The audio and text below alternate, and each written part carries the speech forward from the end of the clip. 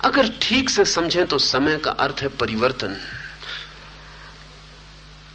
कभी आपने ख्याल किया कि आपको समय का पता क्यों चलता है? सच तो यह है कि आपको समय का कभी पता नहीं चलता, सिर्फ परिवर्तन का पता चलता है। इसे ऐसा लें, इस कमरे में हम इतने लोग बैठे हैं। अगर ऐसा हो जाए कि वर्ष भर हम यहां बैठे रहें और हम में से कोई भी जरा भी परिवर्तित न हो, तो क्या हमें पता चलेगा कि वर्ष बीत गया?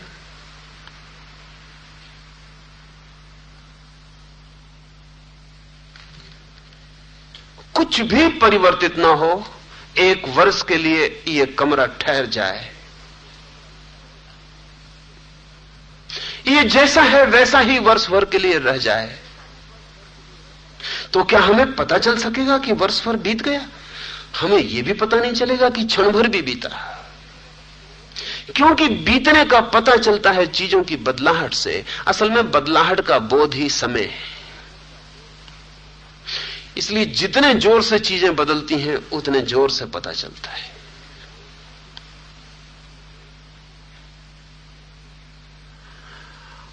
आपको दिन का जितना पता चलता है उतना रात का नहीं पता चलता। एक आदमी 60 साल जीता है तो 20 साल सोता है, लेकिन 20 साल का कोई अकाउंट है? 20 साल का कुछ पता है? 20 साल 60 साल में आदमी सोता है। तो 20 साल का कोई हिसाब नहीं है।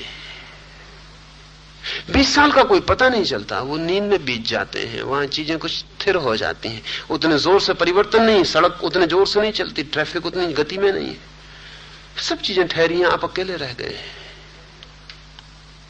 अगर एक व्यक्ति को हम बेहोश कर दें और 100 साल बाद वो उसे होश में लाएं, तो उसे बिल्कुल पता नहीं चलेगा कि 100 साल बीत गए।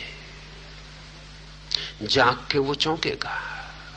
और अगर वो ऐसी ही दुनिया वापस पा सके जैसा वो सोते वक्त पाई थी उसने, वही लोग उसके पास हों, वही घड़ी कांटा वही हो दीवार पर लटका हुआ, बच्चा स्कूल गया था अभी न लौटा हो, पत्नी खाना बनाती थी, उसके बर्तन की आवाज किचन से आती हो और वो आदमी जगे, तो उसे बिल्कुल पता नहीं चलेगा कि 100 साल बीत गए। समय का बोध परिवर्तन का बोध है, क्योंकि चीजें भाग रही हैं, बदल रही हैं, इसलिए समय का बोध होता है। इसलिए जितने जोर से चीजें बदलने लगती उतनी टाइम कॉन्शियसनेस, समय का बोध बढ़ने लगता है। पुरानी दुनिया में समय का इतना बोध नहीं था, चीजें स्थिर थी, करीब करीब वही थी। बाप जहां चीजों को छोड़ता था बेटा वहीं पाता था, और बेटा फिर चीजों को वहीं छोड़ता था जहां उसने अपने बाप से पाया था। चीजें स्थिर थी। अब कुछ भी वैसा नहीं है, जहां कल था आज नहीं होगा, जहां आज है कल नहीं होगा, सब बदल जाएगा। इसलिए समय का भारी बोध, एक एक पल समय का कीमती मालूम पड़ता है। समय में जो भी पैदा होगा वो परिवर्तित होगा ही। समय के भीतर सनातन की कोई घटना प्रवेश नहीं करती, शाश्वत की कोई किरण समय के भीतर नहीं आती।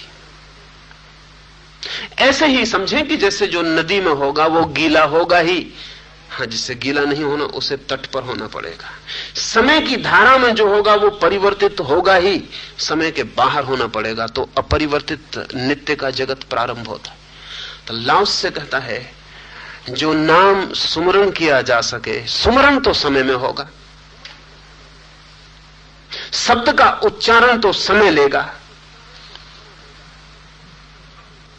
एक पूरा शब्द भी हम एक क्षण में नहीं बोल पाते, एक हिस्सा बोल पाते हैं, फिर दूसरा, दूसरा, तीसरा, तीसरा। जब मैं बोलता हूं समय, तब भी समय बह रहा है। सा बोलता हूं और हिस्से में, मां बोलता हूं और हिस्से में, या बोलता हूं और हिस्से में। हेराक्लुत ने कहा है, you can not step twice in the same river. एक ही नदी में दोबारा नहीं उतर सकते हो, क्योंकि जब दोबारा उतरने आओगे तब तक नदी तो बह गई होगी। हेराक्लुती भी बहुत कंजूसी से कह रहा है, सच तो यह है, one can not step even once in the same river. क्योंकि जब मेरे पैर का तलवा पानी की ऊपर की धार को छूता है, नदी भागी जा रही है, और जब मेरा तलुआ थोड़ा सा प्रवेश करता है तब नदी भागी जा रही है। जब मैं नदी को स्पर्श करता हूं तब नदी में पानी और था, और जब मैं नदी की तलहटी में पहुंचता हूं तब पानी और है। एक बार भी नहीं छू सकता। और नदी तो ठीक ही है, जब नदी को मैं छू रहा हूं तो नदी ही बदल रही होती तो भी ठीक था, जो पैर छू रहा है वो भी उतनी ही तेजी से बदला जा रहा है। नहीं, नदी में दोबारा उतरना तो असंभव है, एक बार भी उतरना असंभव है। इसलिए नहीं कि नदी बदल रही है, इसलिए भी कि नदी में उतरने वाला भी बदल रहा है। जब नदी की पहली सतह पर मैंने पैर रखा था तो मेरा मन और था, और जब नदी की आधी सतह पर मैं पहुंचा था तो मेरा मन और हो गया, और जब तलहटी में मेरा पैर पड़ा तब मेरा मन और था। नहीं, इतना ही नहीं कि शरीर बदल रहा है, मेरा मन भी बदला जा रहा है। बुद्ध कहते थे, अनेक बार कोई आता तो बुद्ध कहते, उससे जाते वक्त ध्यान रखना तुम जो आए थे वही वापस नहीं लौट रहे हो। अभी घड़ी भर पहले वो आदमी आया था। चौंक जाते थे लोग और कहते थे, क्या कहते हैं आप? बुद्ध कहते थे, निश्चित ही तुमने सुना, मैंने कहा, इतने में भी सब बदल गया है।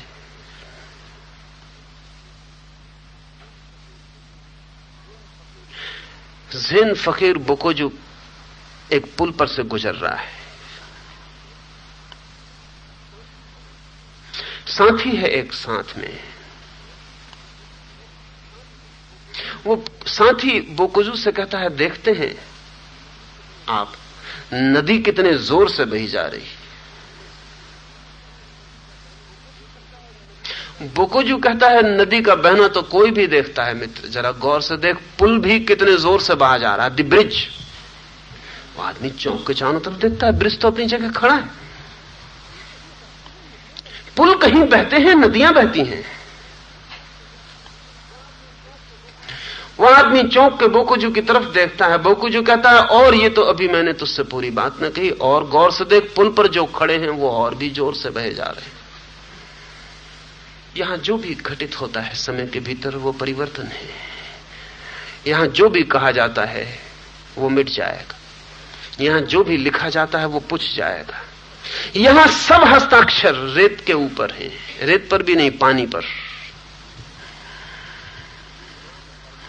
तो जो नाम परमात्मा का स्मरण किया जा सके ओंठों से, वाणी से, शब्द से, समय में, स्थान में, नहीं, वो कालजयी नाम नहीं है, वो नाम नहीं है जो समय के पार है। लेकिन उस नाम को स्मरण नहीं किया जा सकता। उसे कोई जान सकता है, बोल नहीं सकता। उसे कोई जी सकता है, पुकार नहीं सकता। उसमें कोई हो सकता है, लेकिन अपने ओंठों पर, अपनी जीभ पर उसे नहीं रख सकता।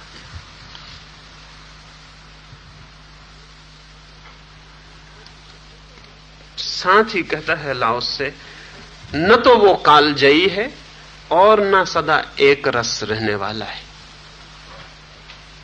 एक सा रहने वाला नहीं है। और परमात्मा भी जो बदल जाए उसे क्या परमात्मा कहना, और मार्ग भी जो बदल जाए उसे क्या मार्ग कहना, और सत्य भी जो बदल जाए उसे क्या सत्य कहना। सत्य से अपेक्षा ही यही है कि हम कितने ही भटके और कहीं हो, जब भी हम पहुंचेंगे वो वही होगा, एक रस, वैसा ही होगा, एक रस। हम कैसे भी हों, हम कहीं भी भटके, जन्मों और जन्मों की यात्रा के बाद जब हम उस द्वार पर पहुंचेंगे तो वो वही होगा, एक रस, एक रास्ता, एक सा ही होना। इसमें दो तीन बातें ख्याल में ले लेनी जैसी, वही हो सकता है एक सा जो पूर्ण हो, जो अपूर्ण हो वो एक सा नहीं हो सकता, क्योंकि अपूर्णता के भीतर गहरी वासना पूर्ण होने की बनी रहती, वही तो परिवर्तन करवाती है। नदी कैसे एक जगह रुकी रहे, उसे सागर से मिलना है, भागती है, आदमी कैसे एक जगह रुका रहे, उसे न मालूम कितनी वासनाएं पूरी करनी, न मालूम कितने सागर। मन कैसा एक सा बना रहे,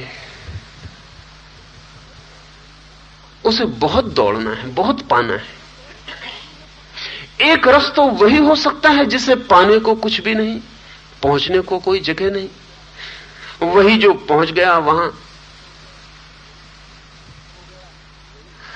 हो गया, वही जिसके आगे और कोई होना नहीं, या जो है सदा से वही। ध्यान रहे, एक रस का अर्थ है पूर्ण। पूर्ण में दूसरा रस पैदा नहीं होता। नसरुद्दीन के संबंध में एक मजाक बहुत जाहिर है।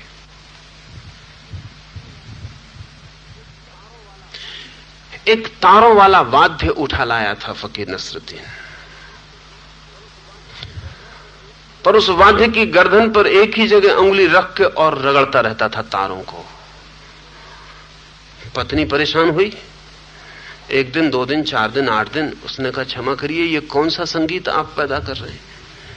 मोहल्ले के लोग भी बेचैन और परेशान हो गए। आधी आधी रात और वो एक ही तू एक ही बजती रहती थी। आखिर सारे लोग इकट्ठे हो गए, कहा, नसरुद्दीन अब बंद करो। बहुत देखे बजाने वाले, तुम भी एक नए बजाने वाले मालूम पड़ते। हमने बड़े बड़े बजाने वाले देखे, आदमी हाथ को इधर उधर भी सरकाता है, कुछ और आवाज भी निकालता है। ये क्या तू तुम एक ही लगाए रखते हो, सिर पका जा रहा, मोहल्ला छोड़ने का विचार कर रहे, या तो तुम छोड़ दो या हम। मगर इतना तो बता दो कि तुम जैसा बुद्धिमान आदमी और ये एक ही आवाज, ऐसा तो हमने कोई संगीतज्ञ नहीं देखा। नसरुद्दीन ने कहा कि वो लोग अभी ठीक स्थान खोज रहे हैं, मैं पहुंच गया हूं। नीचे ऊपर हाथ फिरा के ठीक जगह खोज रहे हैं कि कहां ठहर जाएं। हम पहुंच गए, हम तो वही बजाएंगे, मंजिल आ गई। ये मजाक था नसरुद्दीन का, लेकिन वो आदमी, उस आदमी ने बड़े गहरे और कीमती मजाक किए। अगर परमात्मा कोई स्वर बजाता होगा तो एक ही होगा, हाथ उसका इधर उधर न सरकता होगा। वहां कोई धारा न बहती होगी, वहां कोई परिवर्तन न होगा। लाओस से कहता है, एक रस नहीं है वो जो हम बोल सकते हैं, जो आदमी उच्चारित कर सकता है, वो उसका नाम नहीं है। अंतिम रूप से इस सूत्र में एक बात और समझ लें, शब्द हो, नाम हो, सब मन से पैदा होते हैं।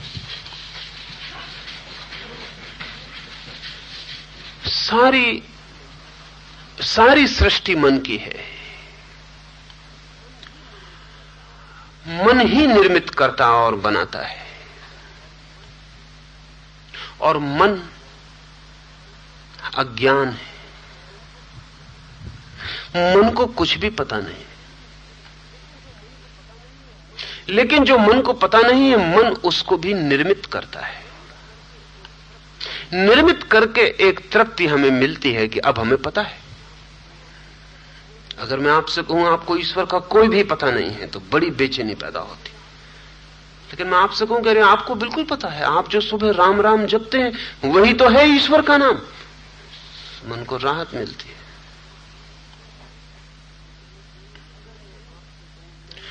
अगर मैं आपसे कहूं नहीं, कोई उसका नाम नहीं, और जो भी नाम तुमने लिया है ध्यान रखना उससे उसका कोई भी संबंध नहीं है, तो मन बड़ी बेचैनी में, वैक्यूम में, शून्य में छूट जाता है। उसे कोई सहारा नहीं मिलता खड़े होने को, पकड़ने को।